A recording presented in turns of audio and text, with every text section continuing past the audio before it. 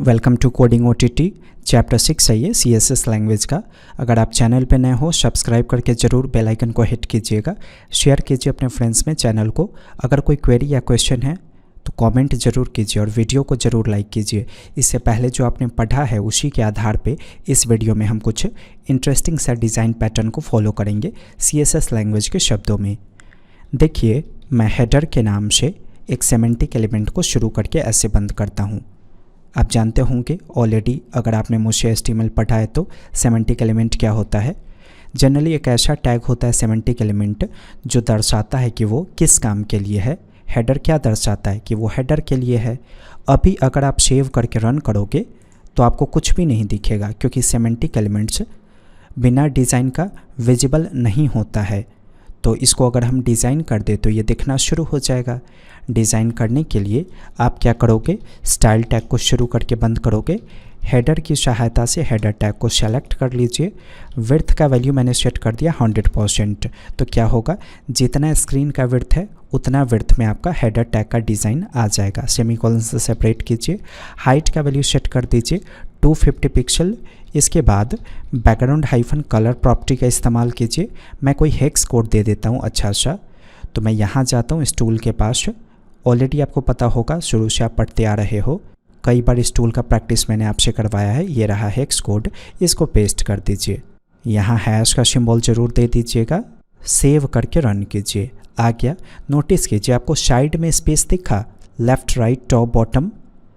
ये स्पेस जो होता है ना, वो बॉडी में पैडिंग की वजह से होता है। बॉडी टैग में कुछ पैडिंग होता है पहले से, उसको हटाएंगे तो वो स्पेस चला जाएगा।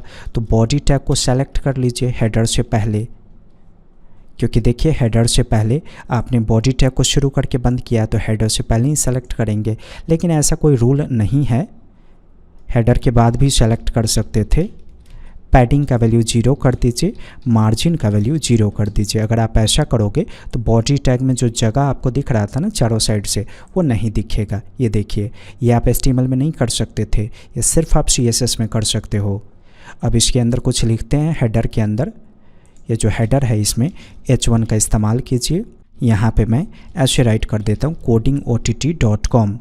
सेव करके रन करेंगे। आ गया, ऐसा दिखा। अब ये ऊपर से नीचे क्यों खिसक गया, क्योंकि H1 में या हेडिंग से रिलेटेड जितने भी टैग्स है H1 से लेकर H6 तक, उसमें पैडिंग और मार्जिन होता है। इसलिए जब आप उसका इस्तेमाल करोगे ना हेडर में, तो ये खिसका हुआ दिखेगा। आप उसको अगर हटा देते हो तो वो चला जाएगा। तो H1 को सेलेक्ट कर लीजिए यहाँ पे ऐसे। मार्जिन का वैल्यू आप 0 करके देखो। सेव करके मैंने रन किया, देखिए चला गया। तो डिफ़ॉल्ट मार्जिन होता है H1 में, बस उसे हटाइएगा मार्जिन में 0 पास करके। तो अपने आप जो H1 की वजह से ये मूव हो रहा था ना, वो मूव होना बंद हो जाएगा। इस H1 वाले टेक्स्ट को सेंटर में फिट करना है, तो मैंने आपको प्रॉपर्टी पढ़ाया था टेक्स्ट अलाइन। इसका वैल्यू सेट कर दीजिए सेंटर। सेव करके रन कीजिए। आगे सेंटर में थोड़ा सा डिज़ाइन चेंज कीजिए, तो फॉन्ट हाइफन फैमिली का इस्तेमाल करेंगे। इसका वैल्यू सेट कर दीजिए सैंस हाइफन शेरीफ। सेव करके रन कीजिए। हो गया डिज़ाइन चेंज। फॉन्ट का साइज़ भी बढ़ाइए। तो फॉन्ट हाइफन साइज़ प्रॉपर्टी है ना, मैंने साइज़ रख दिया 60 पिक्सल। सेव करके रन कीजिए। इसका कलर चेंज कीजिए। कलर चेंज करने के लिए कलर प्रॉपर्टी, कलर का वैल्यू मैंने सेट कर दिया वाइट। सेव करके रन कीजिए। मुझे इसमें शैडो चाहिए टेक्स्ट में, तो इसके लिए भी प्रॉपर्टी आप मुझसे पढ़ चुके हो। टेक्स्ट हाइफन शैडो इस नाम से प्रॉपर्टी है। पहला वैल्यू 0 पिक्सल, दूसरा वैल्यू 0 पिक्सल, तीसरा वैल्यू जितना ज़्यादा आपको शैडो देना है वो, और चौथा वैल्यू शैडो का कलर। तो मैंने शैडो का कलर पास कर दिया रेड। सेव करके रन कीजिए। पीछे रेड कलर का शैडो दिखा 5 पिक्सल में, और गहरा बड़ा शैडो चाहिए तो इसको बढ़ाइए। अगर 40 करेंगे तो देखिए उसके पीछे 40 पिक्सल का शैडो आएगा। ठीक है। अब इसके बाद मुझे इसके नीचे एक डब्बा बनाना है, तो कैसे बनाएंगे। हेडर के बाद टैग शुरू होगा, मान लीजिए सेक्शन के नाम से बनाना है, तो सेक्शन टैग शुरू करके बंद कीजिए। अब सेक्शन टैग को शुरू करेंगे ऐसे।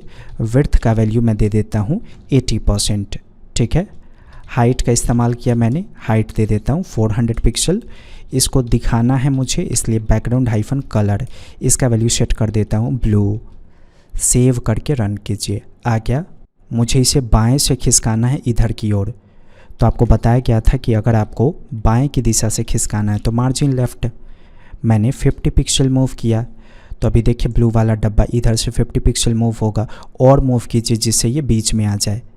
तो इसको मैंने 150 पिक्सल मूव कर दिया, सेव करके रन कीजिए। ठीक है, लगभग बीच में आ गया, या थोड़ा सा और बढ़ा सकते हैं इसको, मैंने 160 कर दिया, सेव करके रन कीजिए।